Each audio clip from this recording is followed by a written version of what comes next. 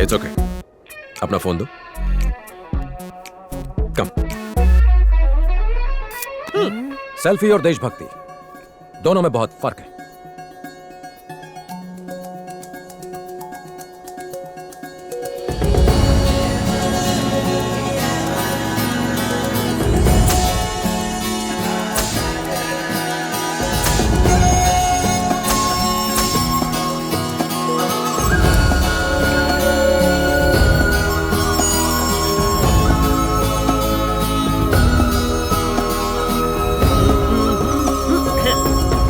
इसकी बैंड बजाता हूँ। Hi. Hi, can you please stand up? Okay, क्या हुआ?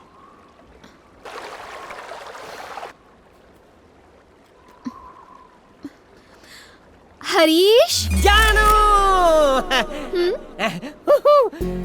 नंदिनी ने मारी एंट्री। घुमर चिक टाकर चिक, घुमर चिक टाकर चिक। ये ले पकड़ा, भी आता हूँ। I am coming and coming.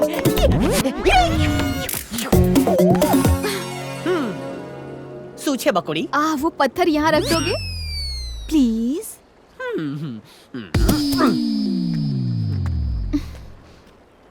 Nandu. हाँ, थैंक्स बोलने की जरूरत नहीं है।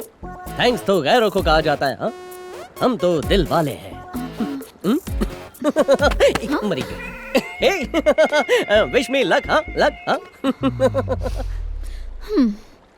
हाँ। वंदे मातरम सुजलाम सुफलाम मलयज शीतलाम सस्य श्यामलाम मातरम वंदे मातरम वंदे मातरम। नंदिनी मेरी परमिशन के बिना पत्थर तक नहीं हिलाती।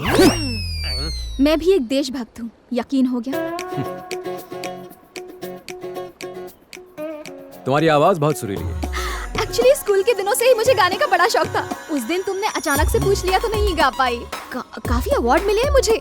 आप एक सेल्फी हो जाए। कल ली थी ना? नो नो नो, वो सेल्फी तो मैंने कल ही पोस्ट कर दी थी। देखो हम दोनों कितने अच्छे लग रहे हैं, कितने लाइक्स मिले हैं। हम दोनों की जोड़ी कमाल लग रही है ना? ये कमेंट में क्या लिखा है? शायद मेरे बारे में कुछ। हरीश, मेरे बारे में लिखा है। I'll see you soon. Yeah, I'm coming. Jain sir ji, Congratulations. शादी मुबारक हो। शादी? हाँ? किसकी? तेरी, डॉक्टर नंदिनी के साथ। सही बोला। बैंगलोर में मेरी शादी है। ITC गार्डन या होटल ताज बुक करने वाला हूँ। बहुत बढ़िया। 2000 भारतीयों को इनविटेशन दिया है। ओके। वेज और नॉन वेज खाना होगा और कॉकटेल पार्टी भी। एंड ऑफ कोर्स तुम्हारे लिए नॉर्थ इंडियन स्टाइल का बढ़िया पंजाबी खाना भी होगा। वाह, ये गल है पाजी। वो इतना अरेंजमेंट कब किया ये तो बताओ पाजी। अरे अरेंजमेंट तुम करोगे पाजी, मैं थोड़े ना करूंगा। बात कर रहा है। मजाक कर रहे हो पाजी। शादी कंफर्म है। आपके लिए एक लेटर है। हाँ। ओए आ गया, बाजू वाले टेंट से लव लेटर आ गया। वो दोनों मिलके डॉक्टर डॉक्टर खेलेंगे। Thank you. जय हिंद जय। साहब। क्या लिखा है? जोर से पढ़ो सर, हमें भी तो बताओ उस लेटर में क्या लिखा है। अरे सर तो चुप ही हो गए। लगता है लेटर कुछ ज्यादा ही रोमांटिक है।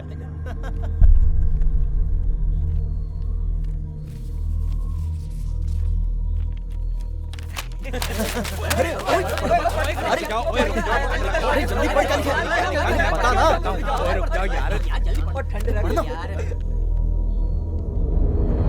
क्या हुआ था? It's clear. He committed suicide. मेरे भाई की किसी के साथ दुश्मनी नहीं थी और ना ही वो कायर था कि वो खुदकुशी कर ले। क्या हुआ था? राम, मैं जानता हूं तुम दोनों कितने करीब थे। I understand. वो मेरी बहन का सुहाग था। इन्वेस्टिगेशन के दौरान मैं वहां मौजूद था। Let's be practical Ram. चीजों को और कॉम्प्लिकेटेड करने से क्या फायदा? भाई होने के नाते मुझे पूरा हक है यह जानने का कि मेरे बड़े भाई के साथ क्या हुआ था। प्रैक्टिकल होकर बात करूं तो मैं तुमसे रिक्वेस्ट नहीं कर रहा, पूछ रहा हूं। What happened? सर, हमारे पास कोर्ट का ऑर्डर है, हमें बिल्डिंग तोड़नी पड़ेगी। जो ऑफिसर हमसे पंगा लेता है वो आइंदा कभी दिखाई नहीं देता है। अगर तुम में से कोई मर्द का बच्चा है, किसी में दम है, तो गिराओ बिल्डिंग। हम नहीं गिराएंगे सर, लेकिन हमारे नए डीसी वो आपको छोड़ेंगे नहीं। कौन है वो जोकर?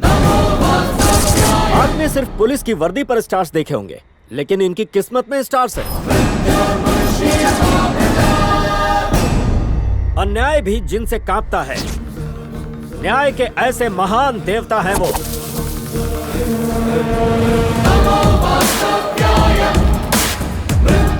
कौन है बे तू?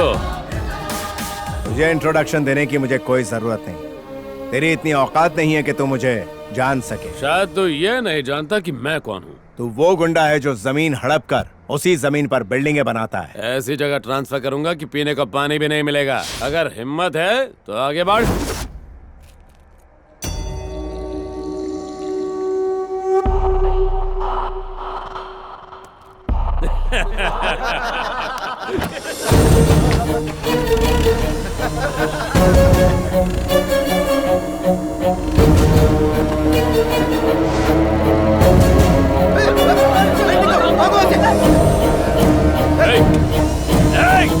पागल हो गया क्या?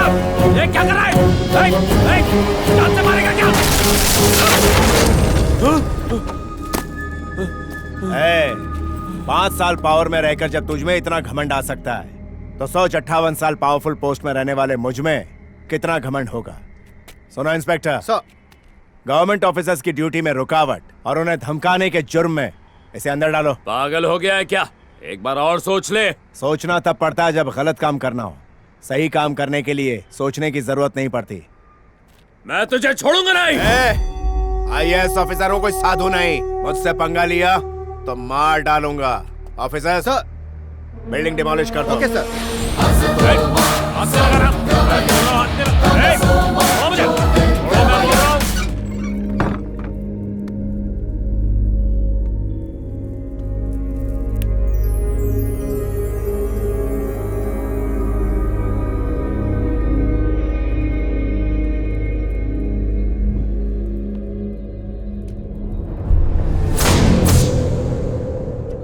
Look, it's a clear case of suicide.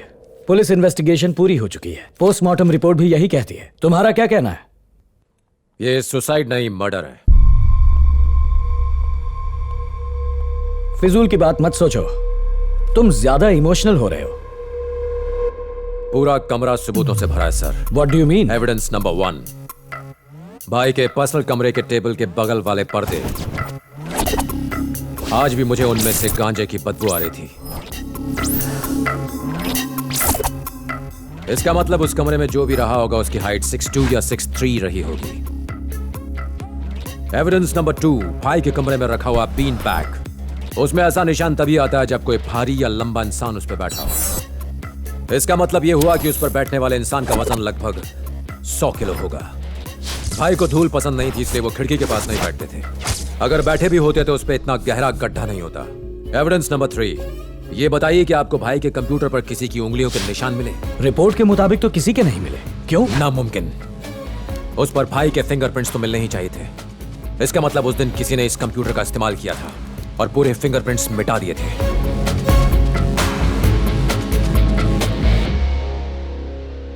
Last evidence है भाई के गले में लगा हुआ फंदा। आपने गांठ पर गौर किया?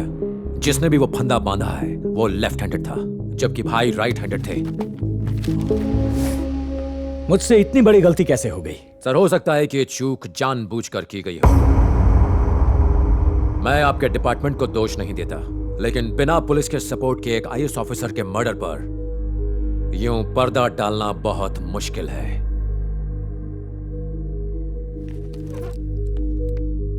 राम, इस केस को मैं पर्सनली इन्वेस्टिगेट करूंगा।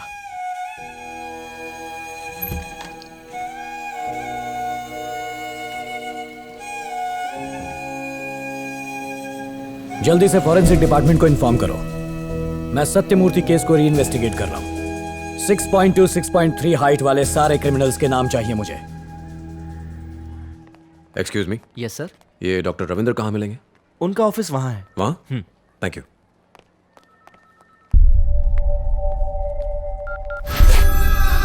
हाँ बोल। राम डॉक्टर रविंद्र से मिलने आए हैं। मुझे डॉक्टर रविंद्र से मिलना है। रविंद्र सर तो 2 दिन की छुट्टी पर है।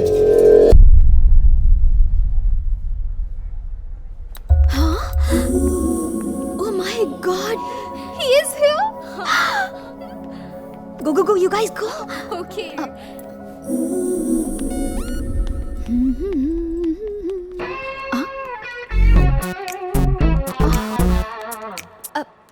Hey, hi. हे, तुम यहाँ कैसे? डॉक्टर रविंद्र से मिलने आया था। ओह, तो फिर मिले? नहीं, वो आज छुट्टी पर हैं। क्या डॉक्टर रविंद्र आज छुट्टी पर हैं? किसी ने मजाक किया होगा। Oh, no worries, come, I take you there.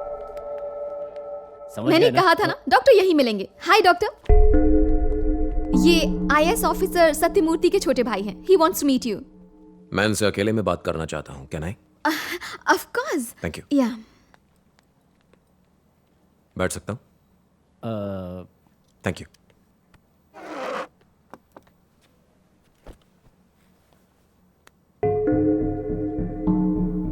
मेरे भाई आईएएस सत्यमूर्ति की पोस्टमार्टम रिपोर्ट जो आपने बनाई मैंने पढ़ी। What about it? नथिंग। अगर कोई लटक कर सुसाइड करता है तो उसके गले पर वी मार्क होता है। अगर कोई जबरदस्ती फंदा डाले तो ओ मार्क होता है। मेरे भाई के गले पर ओ मार्क था। रिपोर्ट तो सही है ना? कहना क्या चाहते हो? कोई कुछ भी कहेगा और मैं रिपोर्ट बदल दूंगा।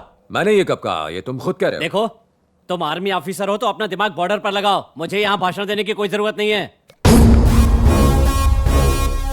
सुनो, पोस्टमार्टम होने के बाद ये रिपोर्ट बनाई गई है। अगर तुम्हें कोई प्रॉब्लम लग रही है तो जाके पुलिस में रिपोर्ट करो। मेरे पास तुम्हारी बकवास के लिए टाइम नहीं है। अब तुम जा सकते हो।